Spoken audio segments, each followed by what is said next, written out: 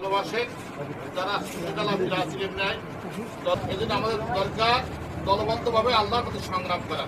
সাথে সাথে আল্লাহ রাব্বুল আলামিন বলছেন, কুল ইন্না সালাতি ওয়া নুসুকি ওয়া মাহইয়ায়া ওয়া মামাতি লিল্লাহি রাব্বিল আলামিন। বলো, আমার নামাজ, আমার কুরবানি, আমার জীবন এবং আমার মৃত্যু সব কিছু কার জন্য? একমাত্র আল্লাহর জন্য। ভালো বলেন, আমার নামাজ, আমার কুরবানি, ত্যাগ, কুরবানি সব কিছু কার জন্য হবে? একমাত্র আল্লাহর জন্য। সাধারণত অন্য সূরা তাওবার মধ্যে বলছে, ইন্নাল্লাহা আশতারা মিনাল মুমিনিনা আনফুসাহুম ওয়া আমওয়ালাহুম বিআন্না লাহুমুল জান্নাহ। নিশ্চয় আল্লাহ তাআলা মুমিনের জান ও মাল ক্রয় করে নিয়েছেন বিনিময়ে জান্নাত।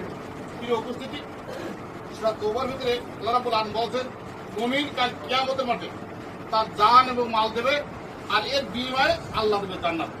আমার জান এবং মাল সর্বোচ্চ ত্যাগ এবং কুরবানি করবেন। আমার মেহমান গল্পের কথা আমি আপনাদের কাছে উদ্যত আহ্বান জানাবো, ত্যাগ কুরবানির জন্য আমরা কোন রকম কুরবানি করবেন না। কারণ কি, এই সম্পদ তো আপনার আমার না, কিন্তু আল্লাহ দিয়েছে আমাদের পরীক্ষার জন্য। আমরা হয়তো আটকে পরীক্ষার জন্য দিচ্ছি। আমরা যে যত দান করতে পারবো আল্লাহ রাব্বুল আলামিন তত প্রিয় পদ্ধতি। এই জন্য আমরা সর্বোচ্চ দানের মাধ্যমে আল্লাহর প্রিয় পদ্ধতি হওয়ার জন্য চেষ্টা